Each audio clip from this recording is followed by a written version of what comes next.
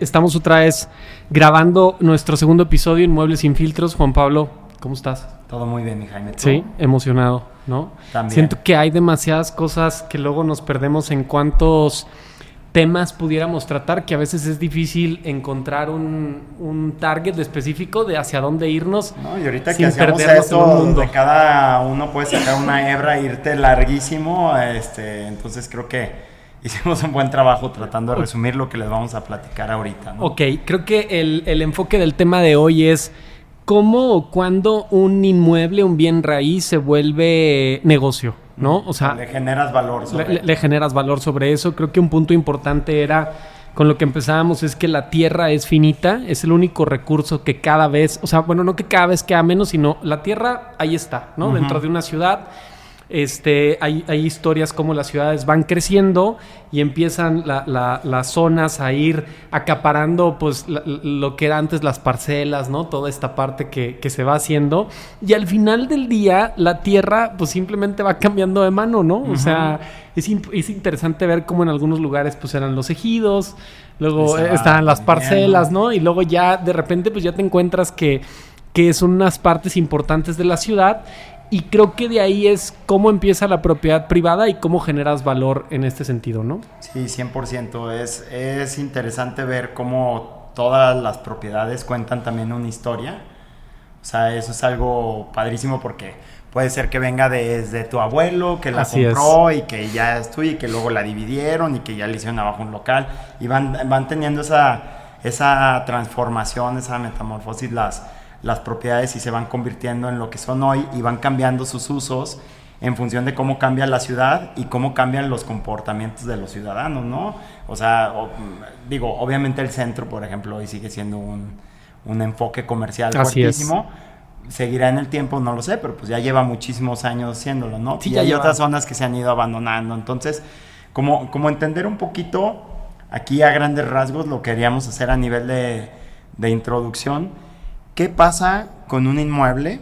O sea, cuando tú tienes un inmueble, ¿cómo generas valor sobre él? Esto puede sonar muy lógico, pero pues hay diferentes maneras de hacerlo, ¿no? De hacerlo. Y creo que ahorita hace que estábamos hablando, que a lo mejor no es un punto que traíamos mapeado, que me saltó ahorita, uh-huh. Es muchas veces el tema patrimonial, o sea, en el tema patrimonial de los bienes inmuebles, como tú lo decías, en el tema de las herencias, no sé si te ha tocado un poquito de casos en la inmobiliaria. Yo he tenido, bueno, hay varias propiedades en León muy, muy conocidas, o bueno, de historias así, de que hay gente que le dejaron. Yo tengo unos clientes que les dejaron a los hermanos, les dejaron a cada uno de los tres hermanos herencia de inmuebles ya específicos a cada uh-huh. quien, ¿no? Y no hubo conflicto. Ya ves que las herencias, bueno, un día sería un tema también la cuestión de las herencias. Pero la hija le dejaron una propiedad que el papá quería mucho, ¿no? El papá como que esa propiedad era su lugar donde se reunía con los amigos, jugaban póker y esas cosas, güey. Ya con un valor emocional. Es un inmueble, güey, que yo me he acercado a ella y le digo, o sea, aquí puedes hacer 1000 cosas, güey. O sea, está en un bulevar, puedes hacer locales abajo, un edificio arriba. Y ahí tiene su oficina, güey, ¿no? Y es un tema de decir, es que mi papá quería esta propiedad. Sí, pero creo que ahí muchas veces perdemos también el enfoque en decir, hay mucha cuestión emocional o un tema de arraigo con los inmuebles, uh-huh. que a veces no nos damos cuenta, y lo único que está pasando es que estamos dejando de ganar dinero o está perdiendo. Los inmuebles no se deprecian, difícilmente uh-huh. se deprecian, pero aquí creo que este tema puede ser importante en, ok, a lo mejor no soy un experto en esto, pero ¿cómo puedo darme una introducción para hacer negocio con los bienes raíces, ¿no? Porque al final del día, todos los grandes capitales o la mayoría de los capitales que existen en el mundo tienen algo que ver con inmuebles, ¿no? Claro. Y ahí es donde entra un poquito el tema, o una manera de ver lo que es, cuál es el mejor y mayor uso Ajá. de un inmueble. Un inmueble, en sus diferentes versiones, puede ser un terreno, puede ser un terreno residencial, puede ser un terreno comercial, uh-huh. puede ser un ejido enorme, puede ser un rancho enorme, puede ser un gran terreno, puede ser un terreno comercial porque está en un bulevar y tiene cierto flujo que lo hace atractivo para eso, puede ser un terreno que esté en una zona casi comercial pero no por eso sea factible hacerlo Hacer comercial, algo. porque no te va a funcionar, nadie te va a rentar esa propiedad. Entonces, como tratar de entender un poquito cuáles son los diferentes esquemas y ver qué se puede hacer si tienes tú un terreno, una casa, un rancho, lo que sea, qué es lo que tú puedes hacer sobre él en diferentes temas, ¿no? Entonces... Podemos empezar con el tema de plusvalía, si quieres. Sí, claro. Cualquier inmueble, como tú lo decías, en México es muy extraño o no se ha dado en mucho tiempo ver una minusvalía. Es algo distinto a lo que pasa en mercados más especulativos y más sólidos como Estados Unidos. Lo pasó en Estados Unidos y España también. Sí, países europeos, pues, por lo mismo que pasa con las tasas de interés que te pagan los bancos allá, como es muy seguro, pues llega a tener ciertas fluctuaciones, a veces hasta te cuesta estar en la seguridad de ese tipo de inmueble.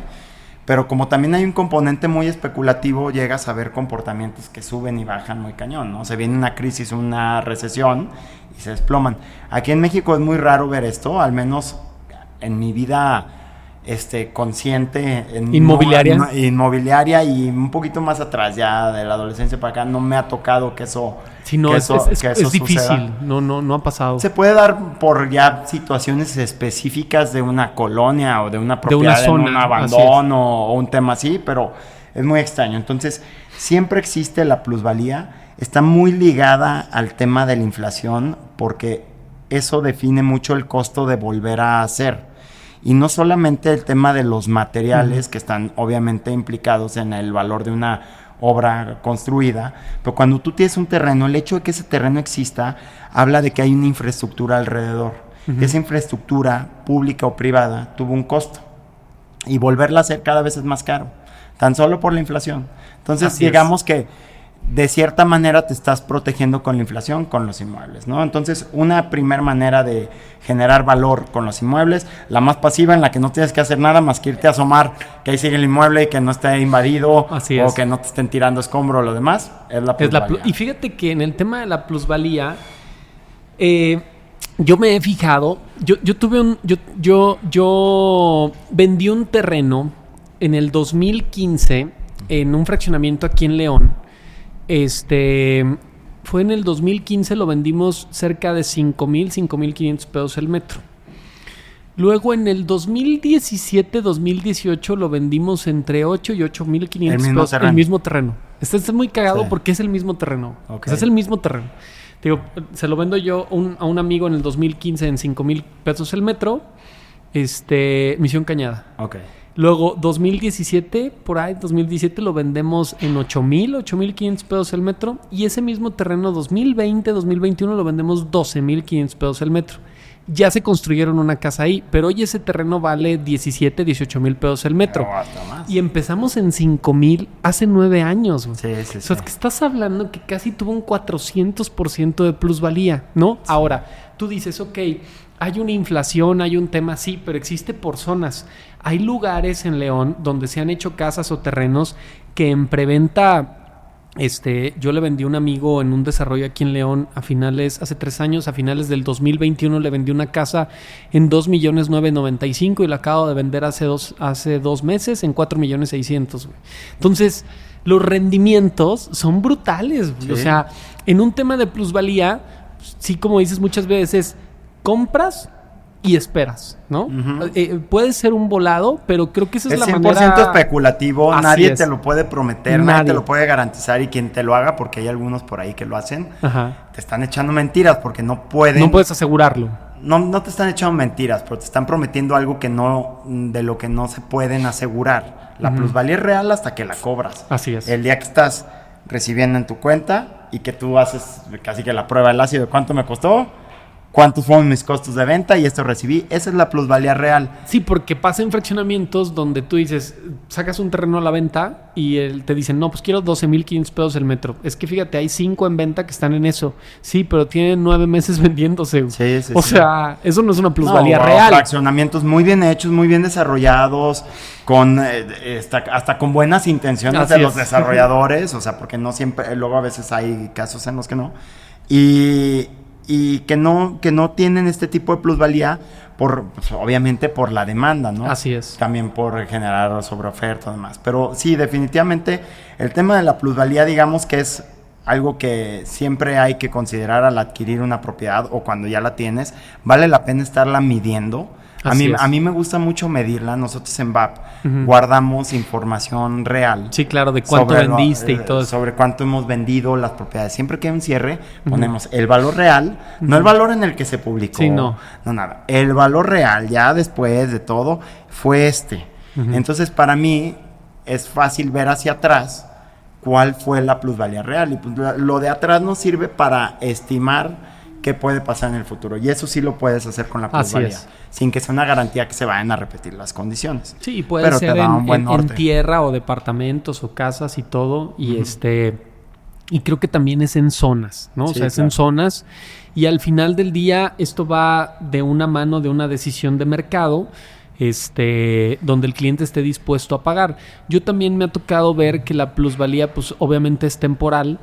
Hay lugares donde hubo una plusvalía y luego ya ahorita existe una estacionalidad, donde ya a lo mejor andas en un tema de inflación, ¿no? Que es un 5%, 6% anual, pero tuvo años de 30, 40, 50%. Sí. O sea, yo recuerdo existen ciclos. Hace 2 años le vendí a un amigo un terreno en un fraccionamiento aquí en León en 5,800 pesos el metro y el año pasado lo vendimos en 7,000. O sea, le ganó un 20% más o menos en un año, ¿no? Él iba a hacer una casa, pero al final del día ni lo pensó por especular ni nada. Y al final del día es una buena plusvalía en ese tema, ¿no? Sí, claro. Yo lo que he medido como semipromedio y he tenido un poquito de estudio sobre esto para lo que platicamos la sesión pasada, es más o menos va a estar plusvalizante casi como garantía, sin estar garantizando yo. Las propiedades van a subir un 10%. Los terrenos tienen ese comportamiento. Así es. Sin embargo, los terrenos, y aquí es donde entramos al siguiente tema del ingreso pasivo de las rentas, no todos los terrenos se pueden rentar.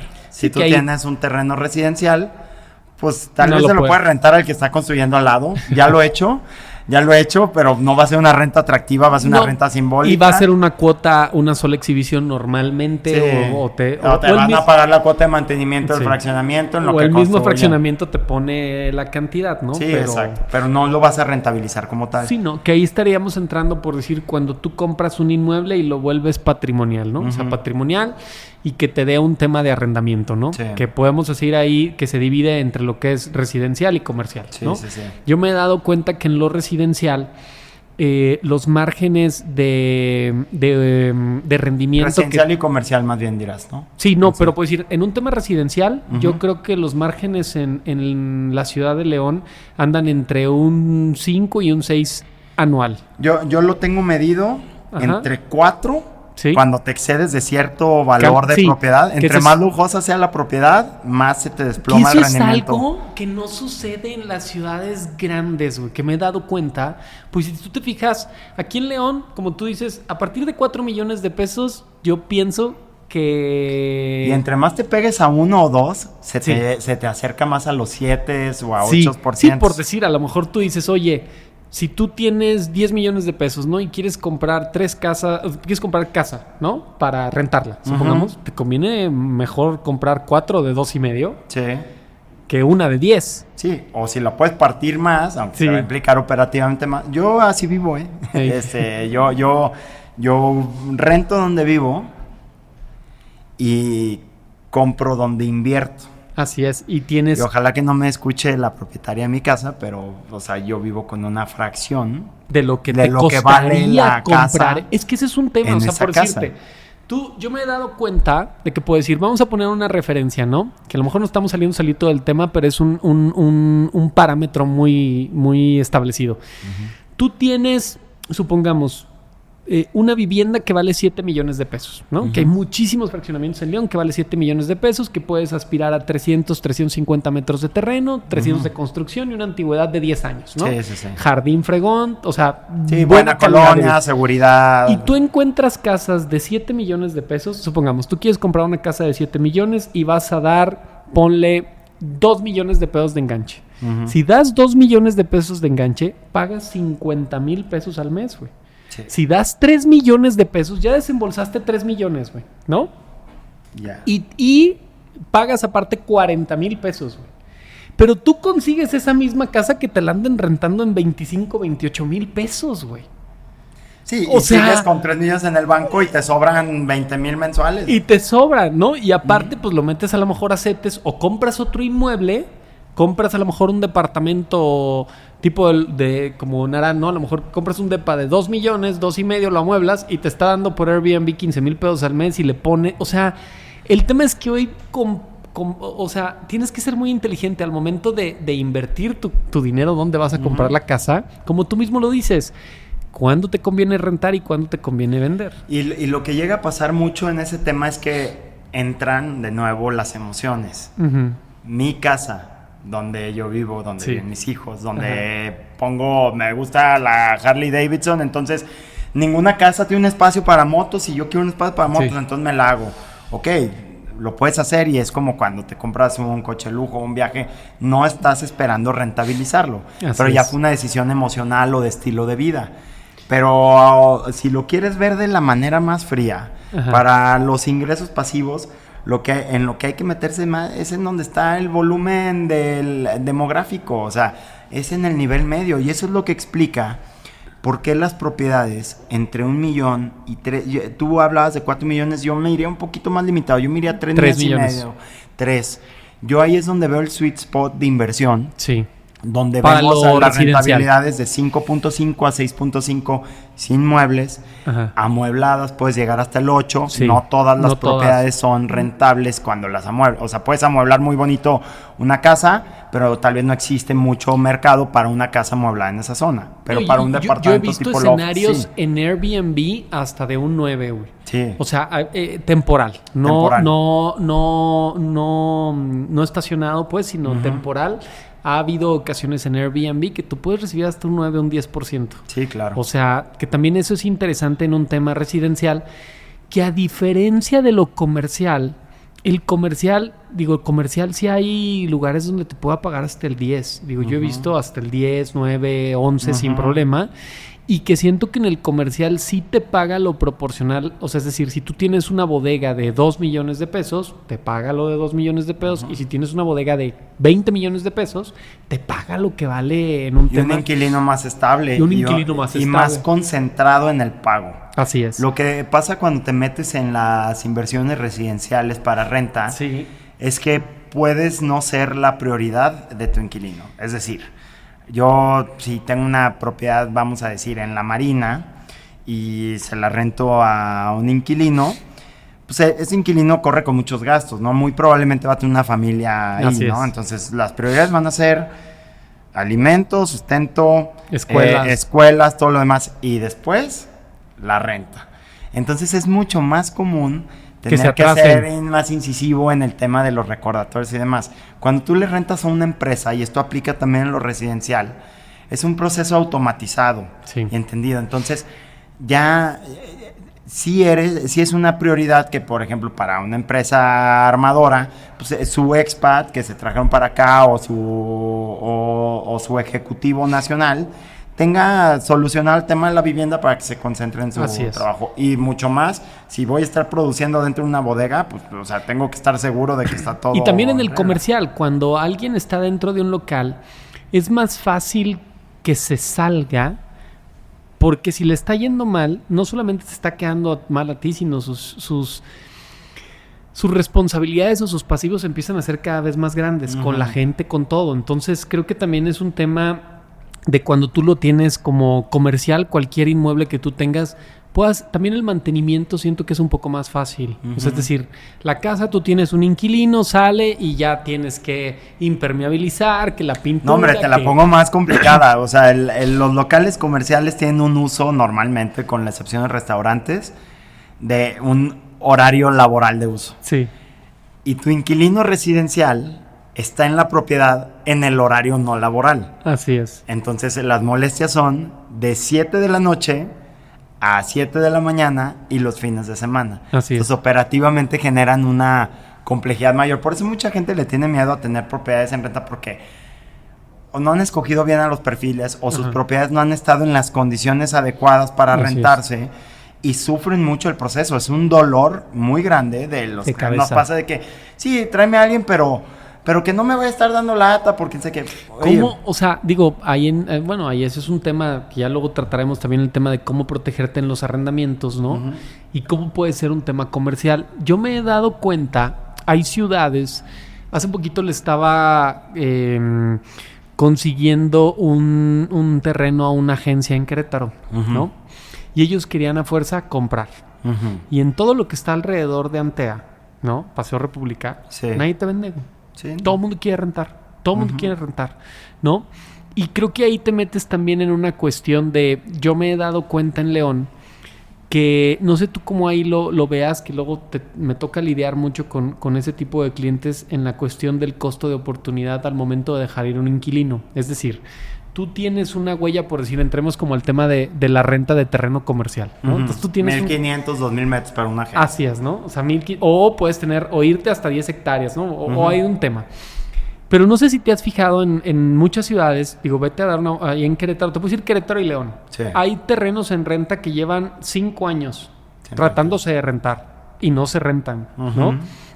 Y Muy tú- buenos terrenos. Y tú estás pagando predial y estás sobre todo cuidando que no te lo vayan a invadir, porque ese es un tema, o sea, lo También. tienes que tener protegido Ujú. y darte tus vueltas, ¿no? Ujú. Y pagas tema de predial. Entonces luego, esta gente lo que no se quiere deshacer de la tierra, pero al final del día te está costando y te está dejando de generar. Y trae una plusvalía y mucha gente les ha hablado para decirle que les vendan y no los quieren vender, ¿no? Ujú. ¿Por qué sucede esto, creo yo? Y no sé si te ha pasado, porque hay veces que rentar un terreno es muy buen negocio. O sea, rentar un terreno es muy buen negocio muchas veces para el que es dueño del terreno, porque te empiezan a pagar a ti una renta por el terreno. El que te lo renta construye sobre ese terreno su local, su negocio, lo que sea que vaya a ser hasta su plaza. Pero después hay una práctica donde a los 15 años que a ti te están rentando como terreno, los ladrillos pasan a ser tuyos todos los y ahora le ladrillos rentas puestos. como local. Si esa empresa comprara el terreno con un hipotecario, pagaría probablemente lo mismo que está pagando por la renta. Ujú. Dejemos de lado como el enganche o lo que tenga que dar, pero creo que a veces es complicado. Creo que rentar un terreno, no sé cómo lo veas tú, o sea, es un gran negocio, pero no es tan fácil. No, nosotros, bueno, aquí donde estamos, esto surge de un terreno rentado por Ey. una tienda de autoservicio. Hay un acercamiento de una tienda de autoservicio de grupo Walmart. Ajá. Se necesito 16,000 metros.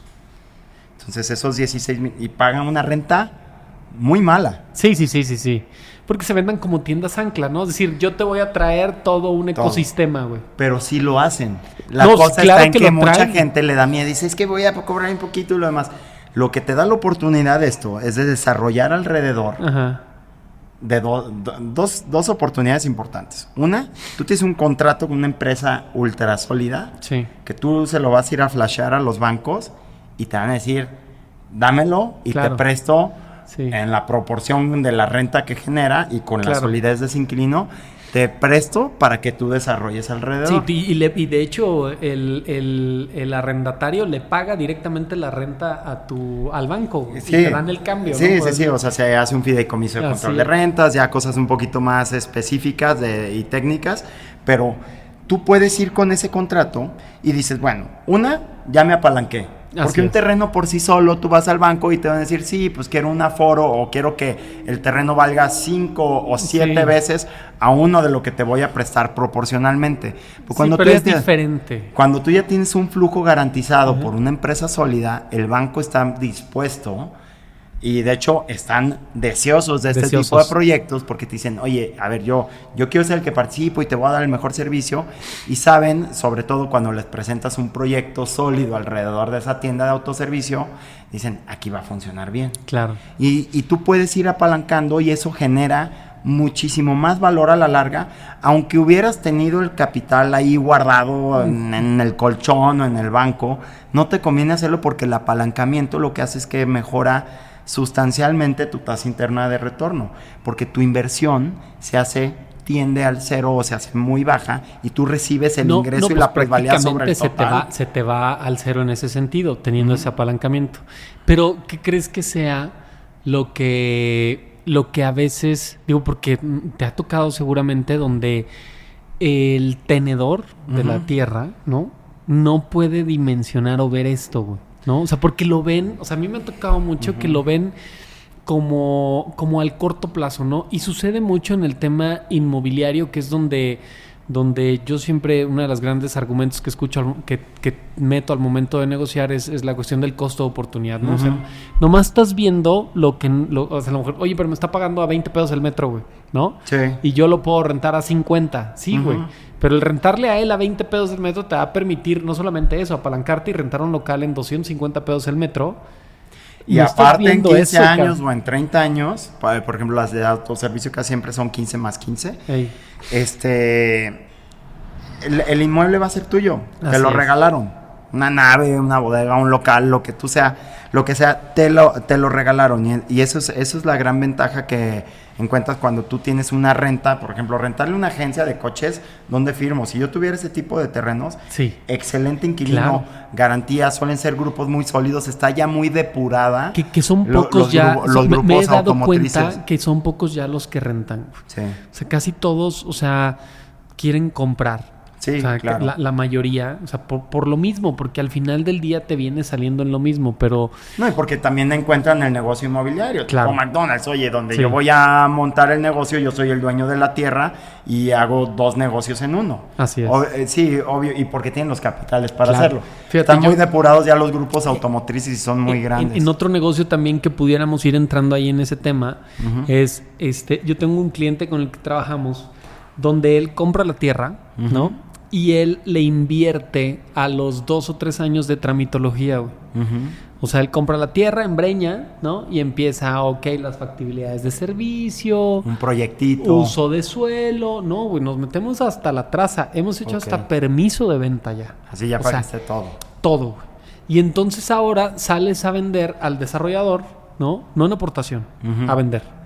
Ya con todo para que arranques mañana. Puedes empezar a construir mañana, cabrón, ¿no? Y tú sabes que muchas veces para el tema del desarrollador es el tiempo, ¿no? O sea, de la cuestión de la tierra. Y creo que ese es un tema, digo, si quieres, antes de entrar al desarrollo, que estoy viendo que nos faltaba un tema aquí, que es el flipping. Ah, bueno, pues sí, ese es... que es el tema que al final del día es la remodelación, compras, remodelas y vendes. Eso yo lo veo en baja escala aquí en León. Creo que es muy común en Estados Unidos, muchísimo más. En Estados Unidos sí es un negociazo. Sí. Y yo siento que aquí en México solamente lo he visto, o puede ser en lugares como tipo La Condesa, Polanco, San Pedro, o sea, zonas muy exclusivas donde ya no hay para dónde, y donde sí puedes comprar algo, te lo remodelan y lo pagan. O sea, sí lo pagan.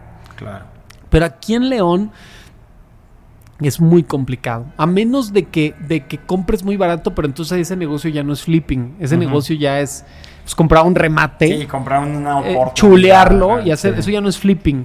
Y en Estados Unidos sí te pagan el flipping. Sí, es muy cagado. Y la gente está dispuesta... No quieren meterse en la bronca de ellos hacer la reforma. Aquí en León la gente es más entrona.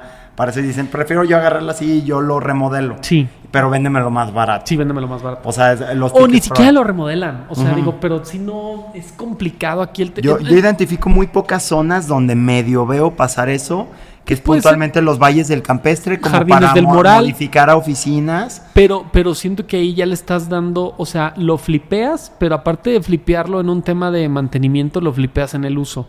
O sea, a lo mejor compras una casita. Digo, sí, era de una señora ya grande, que ya no era práctica para ella, la conviertes a oficina y la revendes. O no la vendes y la rentas, que dan buenas rentabilidades con todo y que no hay usos de y lo más fregón ahí es que también ahí, que eso es algo punto importante, que a lo mejor que podemos ya con eso para rematar estos puntos es que tú lo mencionabas aquí en el tema de cuando compras para un tema de inversión patrimonial, que puedes utilizar un crédito hipotecario, ¿no?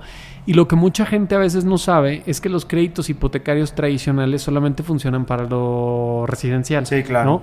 Y de hecho están subsidiados porque es un producto o un servicio de los bancos llamamos de incorporación. Así es. Ellos cuando te dan un crédito a 20 años saben que tú vas a tener una interacción mensual con ellos por los próximos 20 años. 240 meses. Entonces están dispuestos a ceder un poco sobre su rendimiento en la tasa. Por eso las tasas, hoy tú puedes ir por una tasa patrimonial y está hasta 2 puntos abajo de CETES. Sí, claro.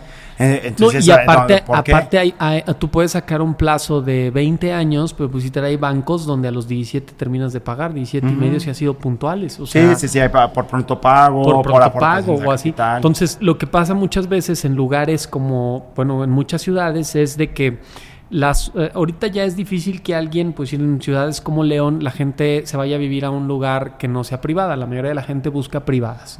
Pero en León todavía existen zonas donde hay casas que son zonas abiertas que se están convirtiendo en comerciales y puedes acceder a un crédito hipotecario, pero sacarle un rendimiento comercial.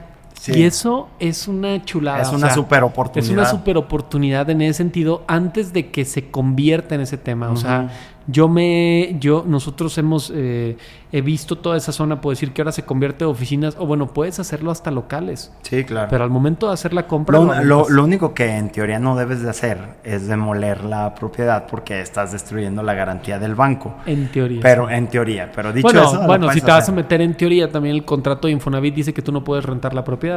Sí, y en Infonavit, claro. Todo el mundo lo hace. Sí, pues sería muy difícil que lo controles, que lo controles. Pero sí, es importante esa parte, ¿no? Sí, definitivamente el tema de las hipotecas, o sea, quienes llegan con nosotros y nos dicen, es que quiero invertir en una casa, ¿no? Porque, pues obviamente mucha gente quiere invertir en un local comercial, pero en los locales comerciales en venta no son cosas que se encuentren fácilmente. Y si las encuentras hay que preguntarse por qué están en venta. Suelen ser malos locales comerciales. Sí. La gente no se quiere deshacer de esas propiedades patrimoniales que te dejan un buen rendimiento y son difíciles de conseguir. No, y aparte tú para comprarlo, pues solamente la única opción es que acudas a un pyme.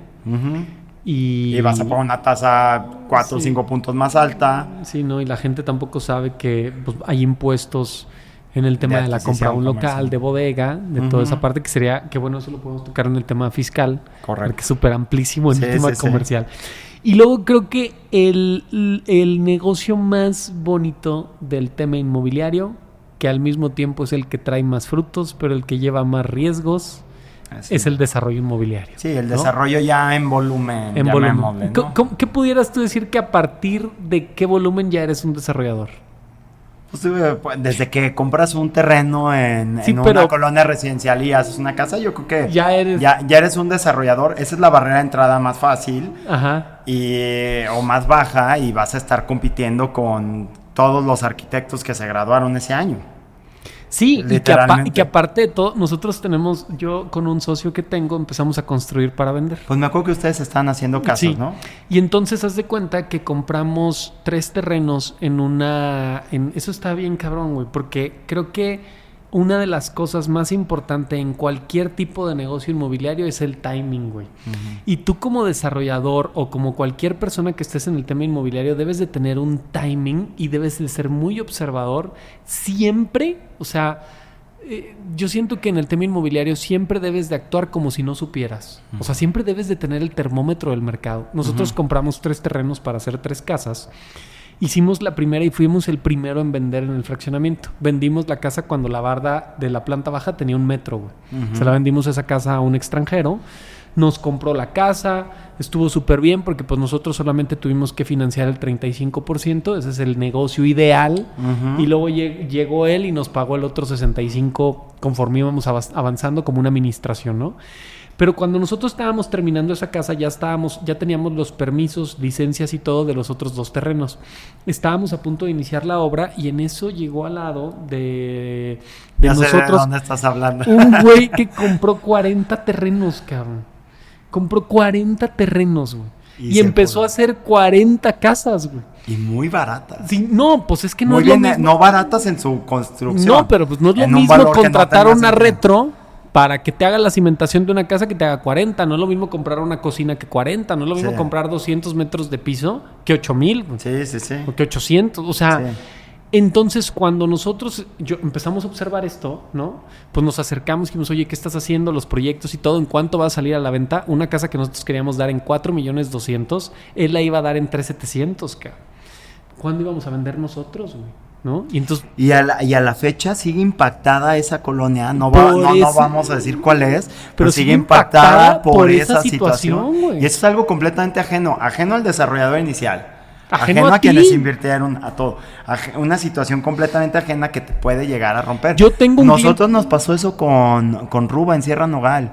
Nosotros estábamos haciendo casas en Sierra Nogal, fueron las primeras 3 casas en Sierra Nogal en el 2013. Llegó Ruba, con quien tenemos hoy una excelente relación. No los conocíamos, venían de Ciudad Juárez, compraron 50 terrenos al desarrollador. Y pelas. Y era como su prototipo para probar León. Hicieron 50 casas de un mercado completamente distinto al que nosotros nos habíamos imaginado que era el de Sierra Nogal. Ey. Y órale, y nos superatoramos en la venta. Gachísimo, güey. Nos superatoramos en la venta porque pues, no podíamos competir con producto $1 millón más bajo. Y tenías que entrar en argumentos de, es que mira, yo le puse mejor piso y mira mi altura y es que yo le hice así. El cliente, lo más importante para el cliente, al final de cuentas, va a ser el ticket, el precio. Sí, de cuánto, que es en un tema de desarrollo, yo he visto muchos proyectos exitosos, muchos proyectos con suerte, también creo que hay muchos proyectos con suerte, muchos fracasados, muchos abandonados, y creo que ahí te metes en un tema de la percepción de desarrollo comercial, o sea, es decir, ¿qué tienes como que tomar en cuenta? Porque, bueno, todos conocemos historias tétricas en todas las ciudades, de proyectos que ves abandonados, de proyectos que se quedaron inconclusos. Bueno, yo he visto proyectos que están semiterminados y los que apartaron van y se meten. Sí, cabrón, que ¿no? O sea, ya me urge porque ya me iba a casar y andan demandándose. O sea, hay muchas historias tétricas, ¿no? Ajá. Pero ¿tú qué crees que debes de tomar en cuenta? O sea... ¿Qué hace un desarrollo exitoso? ¿Qué hace un desarrollo exitoso, güey? O sea, porque ya sea comercial, ya sea patrimonial, pero ya sea residencial, ¿qué hace un desarrollo exitoso? Yo creo que primero que nada, la factibilidad de que exista. Uh-huh. Y digo, pues eso es verlo de una manera muy amplia. ¿Qué hace que sea factible que algo exista? Uh-huh. Pues que primero que nada el terreno donde se vaya a desarrollar tenga un mercado en expectativa o próximo para poder tomarlo, no sea comercial o residencial.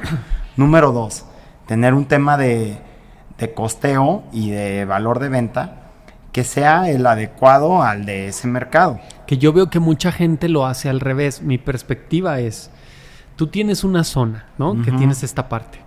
Y veo que mucha gente, o sea, obviamente hace el costeo y luego ve una utilidad, ¿no? Uh-huh. Cuando yo pienso que debe ser al revés, o sea, la gente de aquí, ¿cuánto te puede pagar, güey? No, y a veces muchos desarrollos yo he visto que se van al tope de su factibilidad legislativa, llamémosle, o de habitantes por hectárea. De habitantes por hectárea, de altura, de número de unidades, todo. Y sin revisar si verdaderamente existe ese mercado como para llenarlo, ¿no? O sea, tú puedes tener un terreno aquí en Boulevard Morelos, puedes tener altura libre, podrías hacer un edificio de 100 pisos. Sí, pero no ¿para qué? Pero y luego, ¿quién te lo va a comprar? ¿Quién te lo va a comprar? ¿Quién va a querer vivir aquí en un edificio de 100 pisos? ¿Existe ese mercado? Pues habría que debatirlo, ¿no? Así es. Entonces, eso es un punto. Y a lo que iba con la factibilidad de que se haga, cuando muchos proyectos ves que salen a la venta, yo incluyendo ese que mencionabas, yo decía, ¿cómo? Es imposible vender en ese valor y tener una utilidad. Debe de haber alguna otra situación de fondo que no puedes ver. Sí. Y donde a lo mejor estás, o sea, sí, un tema financiero. Entonces, pues puede ser un gran desarrollador que tenga el pulmón para aguantar y decir, mi primera etapa va muy barata, uh-huh, en el afán de poblar aquí, y mi apuesta está en mi segunda y tercera fase. Eso llega a pasar, pero muchas veces lo que veo, y esos desarrollos tétricos, lo que veo es que diseñan un producto para X mercado, y muchas veces un mercado que ellos designan así de manera fantasiosa, ¿no? Vamos a hacer aquí un edificio para puros japoneses. Ok, sí, hay muchos japoneses. ¿Todos los japoneses quieren vivir juntos? Puede ser, ha pasado. No, pasó. Yo siento que pasó. Pasó, pero no necesariamente. No sé si te acuerdas esa experiencia. A mí el boom de llegada de japoneses a León ha de haber sido entre el 15, 16, 17, 18. Y cuando tú atendías una empresa japonesa, no sé si te acuerdas que te hacían unos cuestionarios amplísimos, güey. ¿A cuánto está la primera escuela? ¿Cuántos japoneses viven en la zona? ¿Cuál es el hospital más cercano? ¿Cuánto haces un hospital en horarios de tráfico? No sé si te acuerdas que tenían unas tablitas y cuando llegaron los japoneses a León, te preguntaban 1000 cosas y los japoneses querían vivir en comunidad, ¿no? Y yo pienso que algo ahí, el tema de este sesgo de confirmación es, en este tema de los desarrollos, hay gente que de repente tiene una idea, ¿no? En hacer algo, y solamente busca información que compacta, o sea, que les confirme su idea. Que les confirme su idea, ¿no? Que es un sesgo de confirmación, en donde dices... Y luego a mí me ha tocado ver esos casos que la gente está emocionada y clavada con su idea y tú, que no es porque nosotros tengamos la panacea de la información, pero a esto nos dedicamos. No, y tampoco por ser negativo. No, pero decir, a ver, cabrón, pues ¿qué no estás viendo todo lo que está sucediendo alrededor? ¿Qué no estás viendo que el güey al lado tuyo quebró? ¿Qué no estás viendo que aquí hay 3 desarrollos que intentaron hacer lo mismo que tú y ya valieron madre? ¿Qué no estás viendo que ya no hay gente? O sea... Y eso creo que es un tema complicado porque en una cuestión de desarrollo inmobiliario, digo, mira, si haces una casa para venta y se te atora, algún día va a salir. Y la rentas, güey. Sí. O sea, la rentas. Pero si te haces un desarrollo que fracase, estás metido en un pedo de millones de pesos. No, y cuando fracasan, suelen no estar concluidos. ¿Se dan cuenta? Bueno, pues es que sí. No, pues es que sí, o sea... suelen quedarse en la estructura. Porque es lo primero que empiezan a aventar. Sí. Bueno, la cimentación, la estructura, sobre todo. En lo vertical es muy visible, pero también se da en lo... Es raro, siento que es muy raro que en lo horizontal... Porque son microfases, cada casa es una mini fase. Que eso es lo que luego la gente no se da cuenta, que dices, oye, yo por decirte, no sé si lo has visto así, pero he visto muchas historias de desarrolladores, ¿no? Que no sé si lo has percibido así, no solamente en León, sino en muchos lados, es los desarrolladores que triunfan son los que no se salen de lo que saben hacer. Oye, güey, ya encontré, esto es lo que se vende, güey, ¿no? A lo mejor le voy a ganar tanto, ¿no? Pero yo en un área así grande voy a meter todas estas casas y voy a hacer fases. Y entonces luego quieren en un terreno más chiquito hacer una cuestión a lo mejor vertical, pero no se dan cuenta como de esa parte de decir, güey, tú no puedes estar recibiendo dinero como lo recibías en las casas. En las casas puedes ir entregando tandas de 10 y te las pagan y sigues, ¿no? Sí, pues sí, acá... En el edificio no. Tiene que existir en su totalidad. En un 95% para que te empiecen a pagar. Sí, entonces, sí, el tema del desarrollo es... Híjole, es difícil, o sea, ¿cuál sería como yo siento que aún que hagas un estudio de mercado, focus group, la sensibilidad, el mapeo,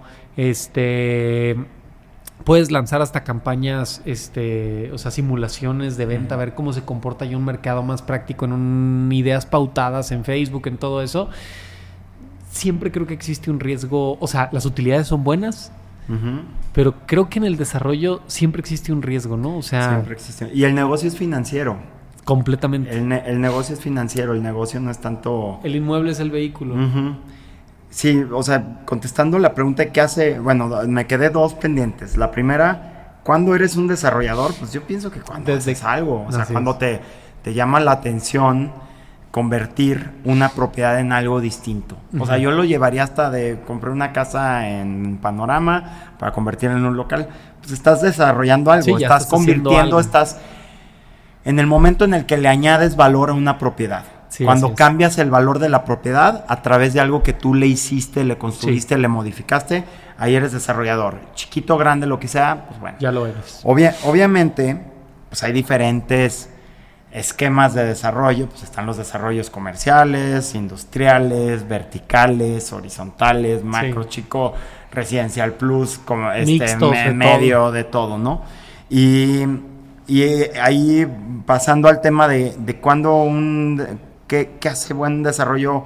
¿qué hace que un desarrollo sea exitoso? Pues uno, el hecho de existir, entregar lo que se conceptualizó y lo que se entregó, que eso muy pocas veces pasa. La mayoría de las veces los desarrollos se hacen con un concepto, ¿no? Y es que esto, volviendo al ejemplo de los japoneses, vamos a pensar que ese edificio en particular hubiera existido. El concepto de los japoneses, vamos a hacer un edificio de los japoneses, le voy a poner amenidades japonesas y voy a hacer todo, pero si una vez que está concluido el desarrollo, no terminas cuando vendes. Un desarrollo sigue existiendo en el tiempo. Así es. Y algo que pasa muy comúnmente es que los desarrolladores terminan y dicen, ya me voy. Sí, la administración. ¿Quién levanta la mano para administrar? No, pues tal. Ok. Reside completamente en el administrador seguir ejecutando el concepto. Pero muchas veces no se da esa situación. No, más bien casi nadie lo hace. No, cuando el concepto es muy fuerte, o cuando está muy bien logrado el tema de los amigos. A mí me gusta, por ejemplo, mucho Valbuena. Siento que está súper bien logrado cómo hicieron, la comunidad que prometieron la logran. No tengo nada que ver con el fraccionamiento ni. No sí, pero creo que creo que el concepto lo mantuvieron. Lo mantuvieron. Y fíjate, ahí se pasó a una administración. Y sigue funcionando de esa manera. Tú vas un día ahí a las 7 de la tarde y ves la interacción de las familias usando las amenidades. Ese es un desarrollo exitoso porque, uno, existió. Dos, el producto que se conceptualizó, se entregó, se hicieron las amenidades. Podrá tener sus bemoles, aparte, creo que también una cuestión muy fuerte, el tema de la reventa. O sea, hay una reventa muy interesante ahí que sucedió. Sí, claro. Y también, ¿cómo pudieras ver? O sea, no sé tú cómo lo veas ahí en ese sentido, pero en las ciudades, o sea, como no sé si tú sientas que haya una separación entre el desarrollador y el municipio. O sea, si tú una ciudad, ¿no? Se construye a través de un desarrollo, ¿no? O sea, es decir, cómo tu vida se ve afectada, o sea, hay una cuestión así como hasta filosófica en ese sentido, en el lugar donde tú te desarrollas, ¿cómo influye el entorno en el que te desarrollas dentro de tu forma de vida, güey? ¿No? O sea, y debería de ser una preocupación de las ciudades. Debería de ser una preocupación de decir, ok, ¿cómo influye el lugar en donde yo me desenvuelvo con mi familia, con la delincuencia, con muchas de estas cosas? ¿Cómo influye la forma en la que vivo en mi vida? ¿Cómo tiene ese impacto? ¿No? Claro. Entonces tú como desarrollador vienes y traes una idea, ¿no? Que es financiera, o sea, la neta. Sí, es financiera. O sea, es un negocio. Es un negocio, ¿no? Ya la segunda es cómo brindas eso. Qué padre si hiciste algo más padre. Pero creo que faltaría un poco de visión, pues, municipal, por así decirlo, en ese sentido, decir, ok, ¿cómo este entorno, ¿no? O sea, va a hacer que la vida, no solamente de los integrantes, sino del entorno alrededor, sea un lugar donde tú te puedas desarrollar como familia, en protección, en comunidad, para un bienestar social, güey. No, y además ahí lo que pasa, o sea, efectivamente, al menos desde mi perspectiva, el municipio de León tiene muchas virtudes. Afortunadamente no, al menos a nosotros no nos ha tocado, no es un municipio en el que haya obstáculos para desarrollar. De hecho, es como muy hecho para adelante. Sí. En otras ciudades tengo entendido que tú quieres hacer algo y ya te pasaron la charola 20,000 veces para empezar. Con otras complejidades.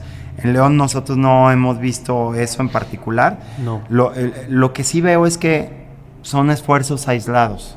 Sí. Entonces, o sea, el esfuerzo es del tamaño del terreno del desarrollador. Así es. Y en donde está el límite del terreno del desarrollador, ya se acabó el esfuerzo y al lado va a ir otra cosa. Y si hubiera habido una mayor coordinación entre iniciativa privada e iniciativa pública, que esto en teoría creo que lo empuja un poco el Implan. El Implan. A ver si después Elvira nos acepta una invitación aquí para platicar de eso. Pero el tema debería ser un poquito más integrado y de reunir a los desarrolladores. Ajá. Y decir, oigan, a ver, la visión de ciudad que traemos y que queremos empujar es esta. Sí. ¿Quién dice yo para desarrollar vivienda vertical? ¿Quién dice yo para desarrollar comercio? ¿Quién dice yo para desarrollar escuelas, etcétera? Sí, y vamos a hacer de gran ciudad. Un master plan. que existe en cierta forma. No, sí existe pero no se en la ejecuta. zonificación. Pero yo siento que sí existe en una manera técnica. Pero yo siento que lo que tú mencionaste es, yo creo que lo más importante para esto, que es la continuidad del proyecto. O sea, creo que no solamente es hacer el proyecto, ¿no? Sino cómo lo construyes, ¿no? Después de esto. O sea, es decir, cómo lo mantienes, güey. Cómo lo mantienes y cómo se va transformando a las necesidades. Sí.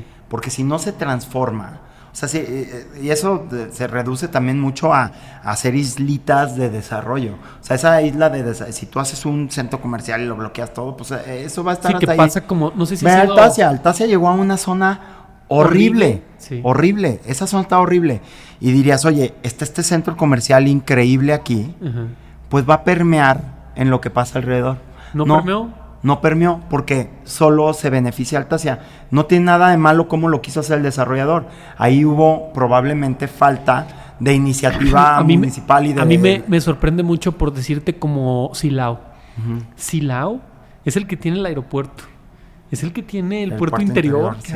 Tiene los parques industriales más fuertes del estado.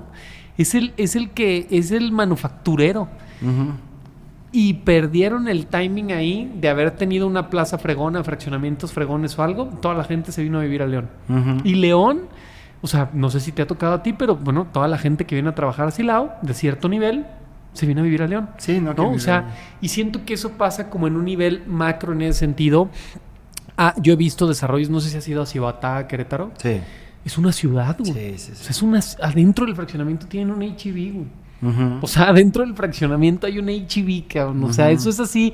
Pasas la pluma. Tu vida completa. Pasas la pluma y está H-E-B. O sea, ya eso ya es un concepto de ciudad, güey. O sea, como una ciudad. Estaría más padre sin la pluma, pero sí. Sí, estaría más padre sin la pluma, pero al final del día, pues, o sea, no está tan controlado. Claro. Sí, es como una revisión. Sí, güey. O sea, es así como querer entrar, como si quisieras entrar a San Pedro, ¿no? Que pasas por el túnel, como si hubiera una pluma ahí y dijeras a dónde vas, así algo así, ¿no? Estaría interesante en una oportunidad traer aquí a desarrolladores, a directores de desarrolladoras a que nos platiquen, porque pues tú y yo lo hemos visto, hemos visto lo que hacen, pero tal vez no se dimensiona. Así es. Es hacer un desarrollo, por muy chiquito que sea, trae una complejidad impresionante y trae muchísimos procesos previos a poner la primera piedra, muchísimos procesos previos a que viva el primer habitante. Así es. O sea, y después y temas financieros, técnicos, permisos, o sea, notariales, legales, fiscales,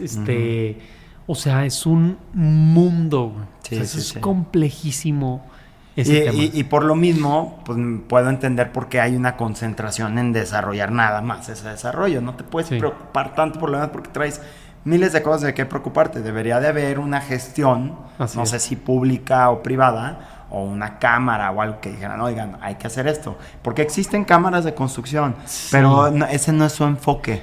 Su enfoque es, yo te apoyo con estos temas para ti, desarrollador macro, pero en realidad no está habiendo una integración. Pues es que más bien debería ser como una premisa, como decir, enfocados en una calidad de vida sin que deje de ser negocio, ¿no? O sea, nada más es calidad de vida sin dejar que sea negocio. Correcto. ¿No? ¿Cómo vamos en tiempo? ¿Ya? Bueno, pues nos aceleramos, güey. Sí. Pues ya la próxima seguimos platicando un poquito más de esto. Más de esto. Perfecto.